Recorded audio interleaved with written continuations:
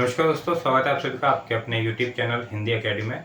आज की क्लास में हम लोग बात करने जा रहे हैं बहुत ही महत्वपूर्ण सूफी कवि मलिक मोहम्मद जायसी जी के बारे में। जायसी जी को कहा जाता है सूफी काव्य का सबसे अहम स्तंभ। ठीक है, तो बहुत ही बड़ा नाम है सूफी काव्य के अंदर मलिक मोहम्मद जायसी का। अगर सूफी काव्य से कुछ पूछने की संभावना आपकी होती है तो वो मलिक मोहम्मद जायसी से ही कोई ना कोई क्वेश्चन आप लोगों का अवश्य पूछा जाता है। तो एक क्वेश्चन तो जरूर आपके एग्जाम में संभावना बनी रहती है, हमेशा ही हर एग्जाम में मलिक मोहम्मद जायसी से पूछा जाए। तो मलिक मोहम्मद जायसी से संबंधित जितनी भी जानकारियां आपके एग्जाम में पूछी जा सकती हैं हम लोग देखते हैं। चलिए शुरू करते हैं आज की क्लास को। और बात कर रहे हैं हम लोग इनकी आज मलिक मोहम्मद जायसी। देखिए, सूफी काव्य का महत्वपूर्ण स्तंभ हम कहें तो जायसी जी को कह सकते हैं। जायसी जी बहुत ही महत्वपूर्ण स्थान रखते हैं। तो एक एक चीज़ आप लोगों को बहुत अच्छे से पता होनी चाहिए मलिक मोहम्मद जायसी जी की। बात करते हैं इनके जन्म की। तो इनका जन्म हुआ था 1492 ईस्वी के अंदर। कहाँ पर हुआ था? जायस नगर में। ठीक है, ये कई बार पूछा जाता है कि इनका जो जन्म स्थान है, इनका नाम किस कारण पड़ा। तो जायस के रहने वाले थे, इसलिए इनको जायसी कहा जाता है। ठीक है, तो ये कई बार एग्जाम में पूछा जा चुका है क्वेश्चन। तो यहीं से हमारा जो है शुरू हो जाता है बहुत ही महत्वपूर्ण चीज़ें इनके बारे में। मृत्यु की बात करें हम लोग तो मृत्यु इनकी 1542 ईस्वी के अंदर हुई। कहाँ पर हुई इनकी मृत्यु? अमेठी के अंदर। ठीक है, रायबरेली, अमेठी रायबरेली के अंदर इनकी मृत्यु हुई। बात करें कि इनके पिता कौन थे, तो इनके जो पिता थे वो थे मलिक शेख। मलिक शेख इनके पिता थे। गुरु की बात करें, इनके गुरु थे सैयद अशरफ। ठीक है, सर्वमान्य है सैयद अशरफ। वैसे तो अगर हम लोग बात करें इनके गुरुओं के बारे में तो शुक्ल जी ने इनके दो गुरुओं का उल्लेख किया है। ठीक है, शुक्ल जी ने इनके दो गुरुओं का उल्लेख किया है। पहले गुरु कौन है? सैयद अशरफ। और दूसरे जो गुरु हैं उनका नाम है महीउद्दीन। महीउद्दीन, ये दो गुरुओं का उल्लेख किसने किया है? शुक्ल जी ने किया है। और बात करें जायसी जी ने किसको अपना गुरु माना है, तो उनकी जो रचना है चित्ररेखा, इन्होंने अपनी रचना चित्ररेखा के अंदर शेख मोहिनी को अपना गुरु माना है। शेख मोहिनी को अपना गुरु माना है। कौन सी रचना के अंदर? चित्ररेखा के अंदर। ठीक है, और अगर बात करें हम लोग आखिरी कलाम की, आखिरी कलाम, तो इसमें इन्होंने माना है किसको? सैयद अशरफ को। सैयद अशरफ को। अब जिस तरीके से भी क्वेश्चन आएगा आप लोग देख लीजिएगा। ठीक है, तो ये इनके गुरु के बारे में इन्होंने सैयद अशरफ जो इनके गुरु थे, आखिरी कलाम में कहा भी है कि सैयद अशरफ पीर प्यारा तिन मोही पंथ दीन उजियारा। ठीक है, चलिए अब देख लेते हैं इनसे संबंधित और जो जानकारियां हैं। बात करते हैं कि एक क्वेश्चन जो हमेशा पूछा जाता है किसी भी कवि से संबंधित कि ये कवि किसके समकालीन है, तो ये थे शेरशाह सूरी के। शेरशाह सूरी के समकालीन थे। इसको ध्यान रखना है, बहुत ज़्यादा महत्वपूर्ण है। किसके समकालीन थे? शेरशाह सूरी के समकालीन थे। इनकी अगर बात करें कि आशयदाता कौन थे, इनके जो आशयदाता थे वो थे राम सिंह। राम सिंह इनके आशयदाता थे। ये थे अमेठी नरेश। ठीक है, अमेठी नरेश। चलिए, ये कुछ जानकारियां थी। आगे देखेंगे इनकी प्रमुख रचनाएं कौन कौन सी हैं? रचनाएं बहुत ज़्यादा महत्वपूर्ण हैं इनकी। कोई ना कोई एक रचना या फिर रचना से संबंधित कोई भी जानकारी आपके एग्जाम में पूछ ली जाती है। एक भी पॉइंट आप लोगों को एग्जाम के लिए छोड़कर नहीं जाना है। इनसे संबंधित कोई भी अगर जानकारी है तो आपको जरूर उसको पढ़ करके जाना है। मलिक मोहम्मद जायसी मोस्ट इम्पोर्टेंट है, बहुत ज़्यादा। ठीक है, चलिए पहली रचना है इनकी पद्मावत। ठीक है, पद्मावत। दूसरी जो इनकी रचना है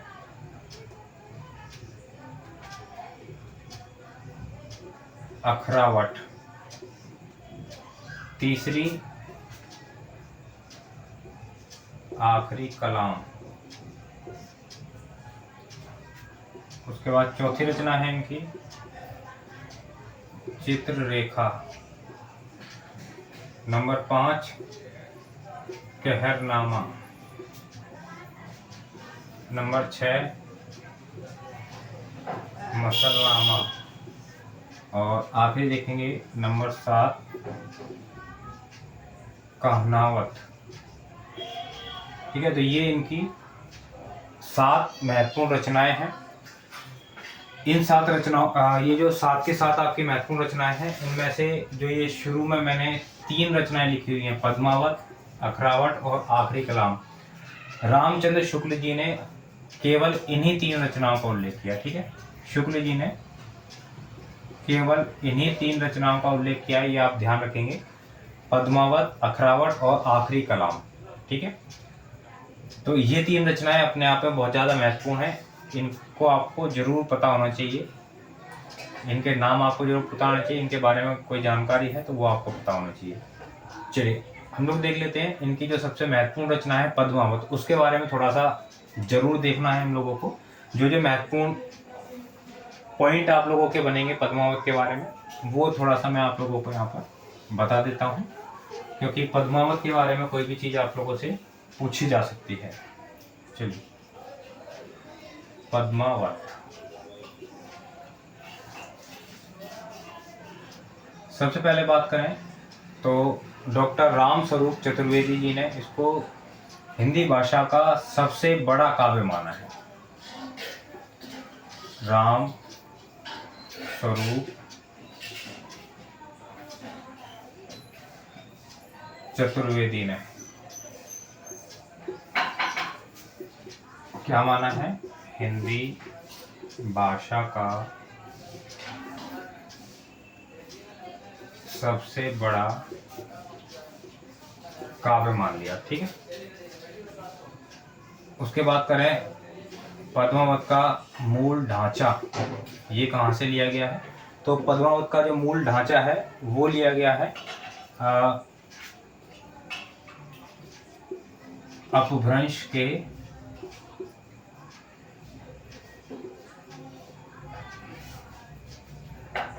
अपभ्रंश के पमचर्यु से। ठीक है, अपभ्रंश के पमचर्यु से लिया गया है, जो कि बहुत ही महत्वपूर्ण है। इसके अंदर अगर बात करें हम लोग पद्मावत के अंदर किसकी आप लोगों को कहानी है या फिर किसकी कहानी पर आधारित है, तो ये है चित्तौड़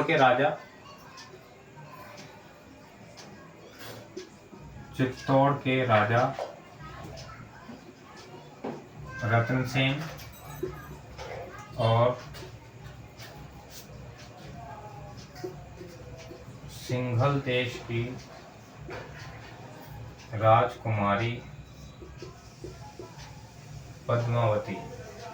ठीक है, चित्तौड़ के राजा रतन सेन और सिंघल देश की राजकुमारी पद्मावती, इनकी प्रेम कहानी पर आधारित ये रचना है, जो कि बहुत महत्वपूर्ण है। आप लोगों ने मूवी भी आई थी, देखी होगी आप लोगों ने पद्मावती, तो इसी महाकाव्य पर आधारित वो मूवी बनाई गई है। चलिए बात करते हैं, इसके अंदर अलाउद्दीन के द्वारा जो चित्तौड़ पर आक्रमण था उसकी भी घटना का वर्णन इसके अंदर किया गया है, तो ये भी आप लोग ध्यान रखें। और इसके अंदर अगर बात करें खंडों की, तो कितने खंड हैं? इसके अंदर 57 खंड हैं। अगर हम लोग उपसंहार को जोड़ लें उपसंहार सहित कितने हो जाएंगे, तो ये हो जाएंगे 58। ठीक है, उपसंहार सहित 58 है, वैसे इसके अंदर 57 खंड है। और जो जयसी जी का जो पद्मावत है, इस पद्मावत के अंदर जो 12 मासा है, 12 मासा का आरंभ किस महीने से होता है, तो इसके अंदर 12 मासा का जो आरंभ होता है वो होता है आषाढ़ महीने से। ठीक है, 12 मासा का जो आरंभ है वो आषाढ़ महीने से होता है। बात करें इसका पद्मावत का अंगिरस क्या है, तो पद्मावत का अंगिरस है श्रृंगार। श्रृंगार रस पद्मावत का अंगिरस है। बात करें इसकी प्रमुख अलंकार, कौन सा प्रयोग हुआ है इसके अंदर, प्रमुख अलंकार प्रयुक्त हुआ है हेतु प्रेक्षा। प्रमुख अलंकार कौन सा है इसमें, हेतु प्रेक्षा। और बात करें इसकी भाषा की, भाषा है इसकी अवधि। ठीक है, भाषा क्या है इसकी, पद्मावत की अवधि भाषा में लिखा हुआ ये काव्य है।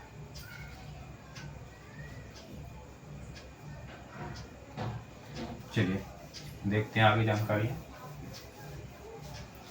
देखिए अवधि भाषा में है, लेकिन जो शुक्ल जी हैं उन्होंने माना है कि इसकी जो कृतियां हैं वो फारसी भाषा में मिलती हैं। ठीक है, शुक्ल जी ने क्या माना है, शुक्ल जी ने माना है इसकी कृतियां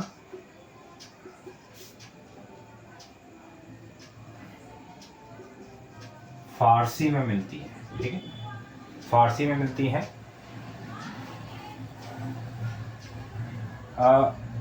देखिए इतनी ज़्यादा महत्वपूर्ण रचना है कि इसकी बांग्ला भाषा में भी इसका अनुवाद किया गया।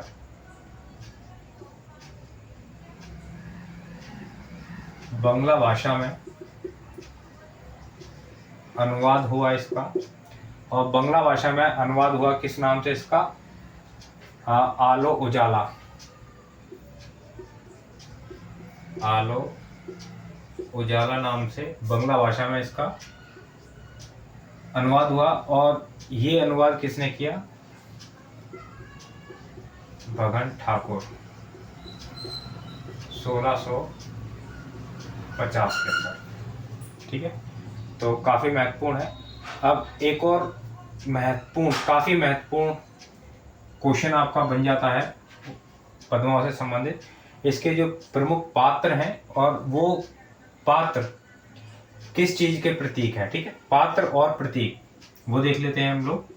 प्रमुख पात्र कौन कौन से और किस चीज के वो पात्र प्रतीक हैं। सबसे पहले चित्तौड़, तो चित्तौड़ प्रतीक है शरीर का। नंबर 2 है सिंघलदीप, ये है हृदय का। नंबर 3 रत्नसेन, ये है मन का प्रतीक। अगला है पद्मावती, बुद्धि का प्रतीक। नंबर 5 नागमती, तो नागमती है प्रतीक दुनिया का भोग विलास। नंबर 6 हीरामन तोता, ये है गुरु का प्रतीक। इसके अलावा नंबर 7 राघव चेतन, ये है शैतान का प्रतीक। नंबर 8 है हमारा अलाउद्दीन, अलाउद्दीन ये है माया का प्रतीक। तो ये जो प्रतीक हैं सारे के सारे, ये आप लोगों को जरूर से पता होना चाहिए, बहुत ज़्यादा महत्वपूर्ण है। ठीक है, चलिए नोट्स बनाते रहें आप लोग साथ के साथ। चलिए आगे जानकारी देखते हैं। आप पद्मावत के संबंध में या मलिक मोहम्मद जायसी जी के संबंध में कुछ कोटेशंस हैं जो आपके एग्जाम में पूछ ली जाती हैं। देख लेते हैं एक बार कौन कौन सी महत्वपूर्ण कोटेशंस हैं हमारे पास में। सबसे पहले शुक्ल जी से शुरुआत करते हैं हम लोग। शुक्ल जी की कोटेशन है,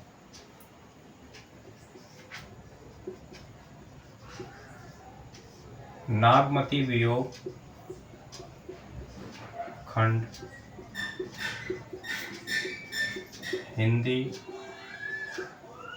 साहित्य की अनुपम निधि है। ठीक है, पहली कोटेशन है इनकी शुक्ल जी की, नागमती वियोग खंड हिंदी साहित्य की अनुपम निधि है। दूसरी कोटेशन इनकी देखें, जायसी ने अपने पद्मावत की कथा में आध्यात्मिक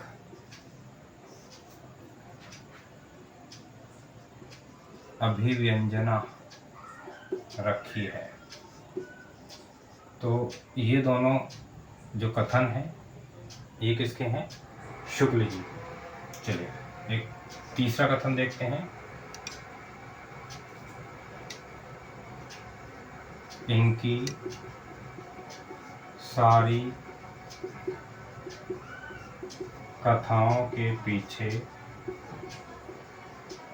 सूफी सिद्धांतों का रूप है। ये एक और कथन है, और ये कथन किसका है? राम कुमार वर्मा। राम कुमार वर्मा जी का ये कथन है, इसको ध्यान रखेंगे। चलिए एक और देख लेते हैं, बहुत ही महत्वपूर्ण है। जायसी की अवधि